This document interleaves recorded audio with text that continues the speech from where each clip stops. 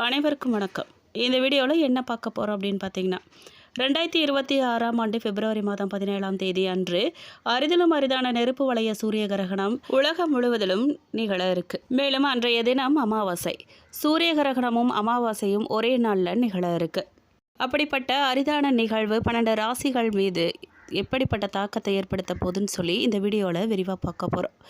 வீடியோவை முழுசாக பாருங்கள். வீடியோ பற்றின கருத்துக்களை மறக்காமல் கமெண்ட் பாக்ஸில் பதிவிடுங்க. நீங்கள் இப்போ தான் புதுசாக நம்ம சேனலில் பார்க்குறீங்க அப்படின்னா இப்போவே சப்ஸ்கிரைப் பண்ணி கூடவே பெல் ஐக்கானையும் கிளிக் பண்ணுங்கள். வாங்க வீடியோக்குள்ளே போகலாம். 2026ஆம் ஆண்டு பிப்ரவரி மாதம் 17 அன்று நடைபெற இருக்கிற வளைய சூரிய கிரகணம் உலகம் முழுவதிலும் கவனம் இருக்கும் ஒரு விண்வெளி நிகழ்வாக இருக்குது.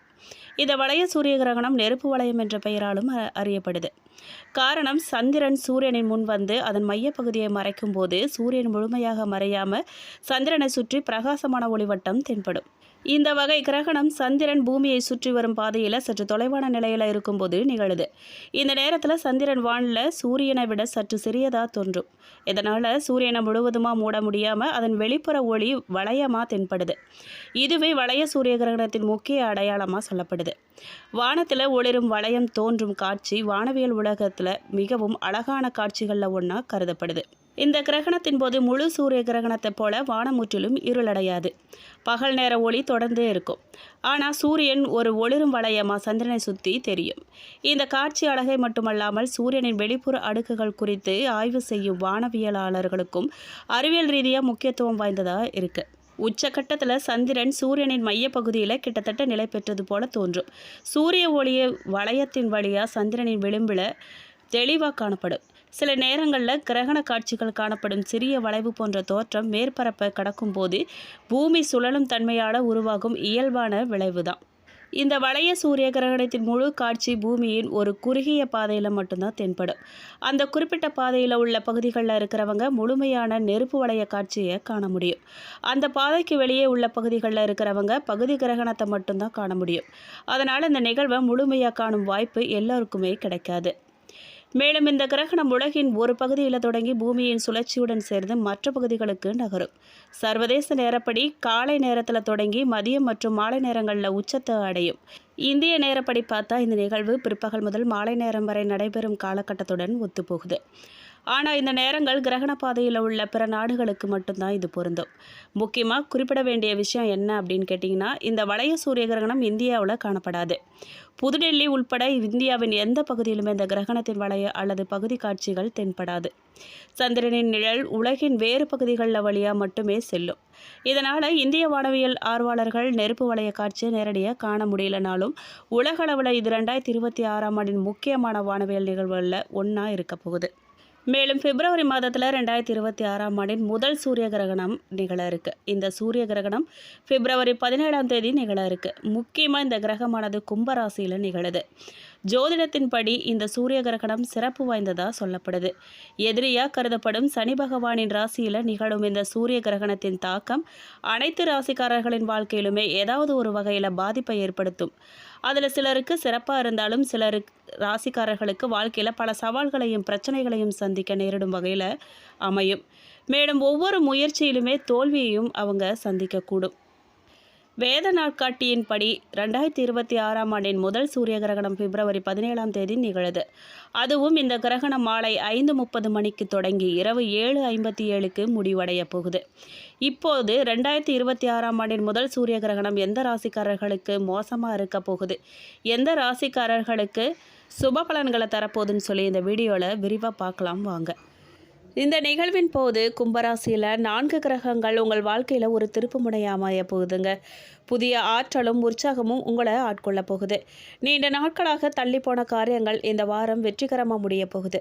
குடும்பத்தில் உங்கள் முடிவுகளுக்கு மதிப்பும் ஆதரவும் கிடைக்க போகுதுங்க. சமூக மற்றும் அரசியல் வட்டாரங்களில் ஒரு முக்கிய தலைவராக நீங்கள் அங்கீகரிக்கப்படுவீங்க. தொழில் வணிகத்தில் நல்ல வளர்ச்சியை எதிர்பார்க்கலாம். நீங்கள் புதிய தொழில் ஒப்பந்தங்கள் உங்கள் பொருளாதார நிலையை உயர்த்தும். உத்தியோகத்தில் திறமைக்குரிய அங்கீகாரமும் பதவி உயர்வும் கிடைக்கும். மன உளைச்சலால் தலைவலி ஏற்படக்கூட வாய்ப்பு இருக்குது. போதிய உறக்கம் ரொம்ப அவசியங்க. ஏழைகளுக்கு கருப்பு உளுந்து தானம், ருத்ர ஜபம், தியானம், மூச்சு பயிற்சி ஆகியவை உடல் மன நலன்களை அளிக்குங்க. மேலும் இது அமைதி காக்க வேண்டிய காலமாக உங்களுக்கு இருக்குங்க. ராசியில் சூரியன், புதன், சுக்கிரன், ராகு சேர்க்க உண்டாகி இருக்கு. ராகுவுடன் முக்கிய கிரகங்கள் கிரகணம் அடைகிறதால நேரத்துக்கு உண்ண உறங்க முடியாமல் உழைக்க நேரிடலாங்க. சில எதிர்பாராத செலவுகளால் கையிருப்பு கரையலாம். அதிர்ஷ்ட பொருட்களை வாங்கி குவித்து ஏமாறுவீங்கங்க. வருமானம் சீராக இருந்தாலும் சமாளிக்க முடியாத விரயங்களும் ஏற்படலாம். சேமிக்க முடியலங்கிற ஆதங்கம் மனசை வாட்டுங்க. கணவன் மனைவி உறவில் கருத்து வேறுபாடுகள்லாம் தோன்ற வாய்ப்பு இருக்குது. தேவையில்லாத கோபம், முயற்சியில் தடை, தாமதம் உண்டாக போகுது. உங்கள் செயல்பாடுகளில் மந்த நிலையும் மெத்தன போக்கும் ஏற்பட போகுதுங்க. காது நரம்பு தொடர்பான சிறு சிறு பிரச்சனைகள்லாம் தோன்றி மறையும். கோபத்தை குறைச்சிட்டு நம்பிக்கையோட முயற்சி செய்யுங்க. காரிய சித்தியோட நிம்மதியும் நிலைக்குங்க. திட்டமிட்டு செயல்பட்டால் விரயத்தை சுப செலவாக மாற்ற முடியும். அமாவாசை அன்று விரதம் இருந்து தான தர்மங்கள் வழங்குங்க. வழிபாடு மேற்கொள்ளுங்க. நன்மைகள் உண்டாகும். மேலும் நீங்கள் எதிர்பார்த்திருந்த நல்ல செய்திகள்லாம் வந்து சேரப்போதுங்க. புதிய முயற்சிகள்லாம் வெற்றிகரமாக நிறைவேறும். பணவரவு அதிகரிக்கும். குடும்ப விஷயத்தில் மற்றவங்களோட தலையீட்டை நீங்கள் அனுமதிக்காதீங்க. கண்டிப்பாக அதை அனுமதிக்கவே கூடாது. சிலருக்கு நீண்ட நாளாக நிறைவேறாமல் விடுபட்ட குலதெய்வ பிரார்த்தனைகளை நிறைவேற்றும் வாய்ப்பு ஏற்படும். தந்தையோட கருத்து வேறுபாடு ஏற்படுறதுக்கு வாய்ப்பு இருக்குங்க. அவரோட பேசும்போது நீங்கள் பொறுமையை கடைபிடிக்கிறது ரொம்ப அவசியம். அலுவலகத்தில் மகிழ்ச்சியான சூழ்நிலை காணப்படுங்க. சக பணியாளர்களால் உங்களுக்கு அனுசரணையாக நடந்துக்குவாங்க. உங்ககிட்ட ஒரு சிலருக்கு அவங்க விரும்பியபடி இடம் மாறுதல் கூட கிடைக்கும். வியாபாரத்தில் புதிய கிளை தொடங்குவதற்கான முயற்சி அனுகூலமாக முடியும். சக வியாபாரிகளோட இணக்கமான உறவு உங்களுக்கு ஏற்படுங்க. பணியாளர்களால் செலவுகள்லாம் ஏற்படும். குடும்பத்தை நிர்வகிக்கும் பெண்களுக்கு செலவுகள் கூடுதலாக கொஞ்சம் சிரமப்பட வேண்டியதாக இருக்குங்க. வேலைக்கு செல்லும் பெண்களுக்கு அலுவலகத்தில் சலுகைகள்லாம் எதையுமே நீங்கள் எதிர்பார்க்க முடியாது. மேலும் பரிகாரமாக நீங்கள் முருகபெருமானை வழிபடுங்க. அவர் என்னைக்கும் துணை நிற்பார். உங்களுக்கு அனுகூலமான பலன்கள் கிடைக்க போதுங்க. சில இடங்களில் வேலையில் போராட்டமாக இருக்கும். சில இடங்களில் வேலையில் பொறாமல் இருக்கும். உத்தியோக ரீதியாக உங்கள் திறமைக்கேற்ற பெருமை உண்டாகுங்க. ஆனால் எதிர்பார்த்த ஒரு காரியம் தாமதமாக தான் நடக்கும். வியாபாரத்தில் விற்பனையும் லாபமும் பெருகி செல்வம் அதிகரிக்குங்க. புதிய முயற்சிகளில் நீங்கள் தாராளமாக ஈடுபடலாம். குடும்பத்தில் இருந்து வந்த சிக்கல்கள்லாம் நீங்கி சந்தோஷம் உண்டாக போகுது. பிள்ளைகளால் மகிழ்ச்சியை அதிகரிக்க போகுதுங்க. உத்தியோகத்தை பொறுத்த வரைக்கும் அலுவலகத்தில் உயர்ந்த அந்தஸ்து ஏற்பட போகுது. பதவி உயர்வு, ஊதிய உயர்வுக்கு பரிந்துரை கிடைக்க போகுது. வியாபாரத்தை பொறுத்த வரைக்கும் வியாபாரத்தில் விற்பனை சிறப்பாக நடந்து கையிருப்பு அதிகரிக்க போகுது. வியாபாரத்தை விரிவு செய்ய புதிய முயற்சி எதுவுமே நீங்கள் இப்போ மேற்கொள்ளலாம். மேலும் குடும்பத்தில் இருந்த விவகாரமெல்லாம் நீங்கள் போதுங்க. பிள்ளைகளால் சந்தோஷமும் நிம்மதியும் உண்டாக போகுது. பெரியோர்களின் ஆதரவும் உங்களுக்கு கிடைக்க போகுது. குடும்ப செலவுகளை ஈடுகட்டுவதற்கு இரவு பகல் பார்க்காம நீங்கள் வேலை செய்ய வேண்டியதாக இருக்குங்க. கலைத்துறையினர் நல்ல வாய்ப்பு கிடைச்சி முன்னேற்றம் அடைவாங்க. புதிய முதலீடுகளில் நீங்கள் நம்பிக்கையாக இறங்கலாம். சந்திரனின் இடப்பெயர்ச்சி உயர்வும் தாழ்வு கலந்த பலன்களை உங்களுக்கு கொண்டு வரப்போகுது.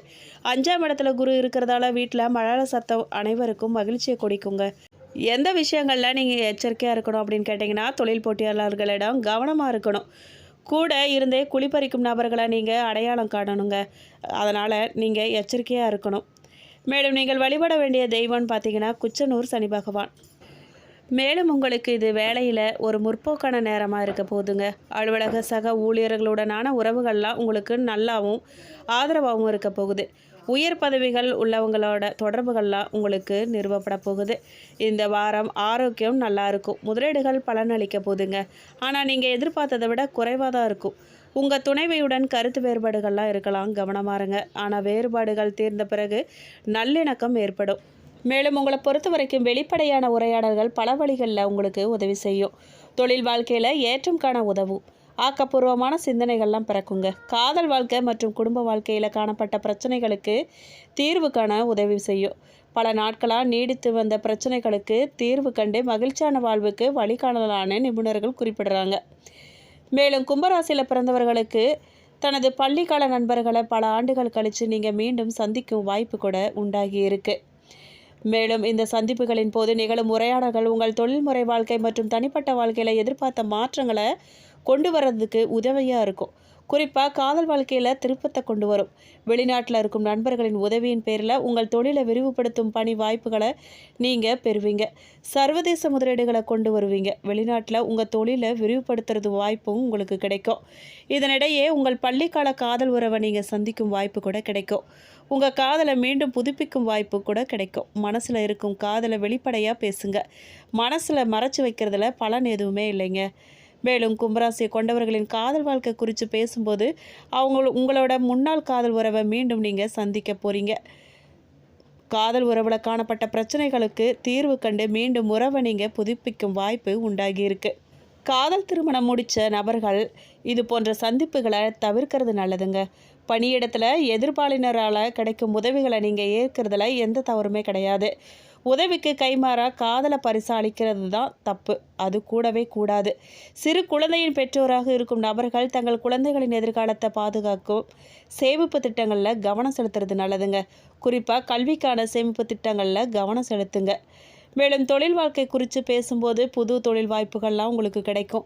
பெரிய ஒப்பந்தங்களை முடிக்கும் சந்திப்புகள்லாம் நிகழும். இந்த சந்திப்புகளின் போது மனம் விட்டு வெளிப்படையாக நீங்கள் பேசுங்க. செயல் திட்டங்களை தெளிவாக விளக்குங்க. இதனிடையே உங்கள் படைப்பாற்றலை வளர்த்து கொள்ளும் விஷயங்களில் கவனம் செலுத்துங்க. முதலீடுகள் செய்கிறதுக்கு முன் அனுபவம் உள்ள உங்களோட வழிகாட்டுதலை பெற்றுக்கோங்க. மேலும் உங்களோட விருப்பம் போல் வெளிநாடு சென்று கல்வி கற்கும் வாய்ப்புகள்லாம் நீங்கள் பெற போகிறீங்க. அரசு உதவியோட உங்களோட மேல் படிப்பை நீங்கள் முடிப்பீங்க. உங்கள் நாட்டின் பெயரை நீங்கள் காப்பாற்றுவீங்க. மேலும் அவிட்டம் நட்சத்திரம் 3-4 பாதக்காரர்களுக்கு செலவு அதிகரிக்குங்க. சிலர் பரம்பரை சொத்துக்களை விற்று நிலைமைகளை சரி செய்வாங்க. புதிய முயற்சிகளை மேற்கொள்கிறவங்க அனைத்தையும் விசாரித்து தெரிஞ்சுக்கிட்டு மேற்கொள்வது நல்லதுங்க. சதயம் நட்சத்திரக்காரர்களுக்கு கூட்டு கிரகங்களால் மனம் அலைமோதுங்க. செயல்களில் தடுமாற்றம் ஏற்படும். எதுலேயுமே ஒரு உறுதியான முடிவுக்கு வர முடியாத அளவுக்கு உங்கள் நிலைமை இருக்கும். நிதானமாக செயல்படுறதும் புதிய முதலீடுகளை முடிஞ்ச வரைக்கும் தவிர்க்கிறதும் நல்லதுங்க. மேலும் புரட்டாதி நட்சத்திரம் 1, 2, 3 பாதக்காரர்களுக்கு வியாபாரத்தில் இருந்த சுமூகமான நிலை மாறப்போகுதுங்க. எதிர்ப்பும் போட்டியும் அதிகரிக்க போகுதுங்க. வரவு ஒரு பக்கம் வந்தாலும் மறுபக்கம் அதுக்கான செலவு காத்துக்கிட்டு இருக்குங்க. உத்தியோகத்திலையும் வியாபாரத்திலையும் நெருக்கடி அதிகரிக்க போகுதுங்க. மனைவியின் ஆலோசனை பயனுள்ளதாக இருந்திருக்கணும் நம்புகிறோம். வீடியோ பற்றின கருத்துக்களை கமெண்ட் பாக்ஸில் பதிவிடுங்க. நீங்கள் இப்போ தான் புதுசாக நம்ம சேனலை பார்க்குறீங்க அப்படின்னா இப்போவே சப்ஸ்கிரைப் பண்ணி கூடவே பெல் ஐக்கானையும் கிளிக் பண்ணுங்கள். நன்றி.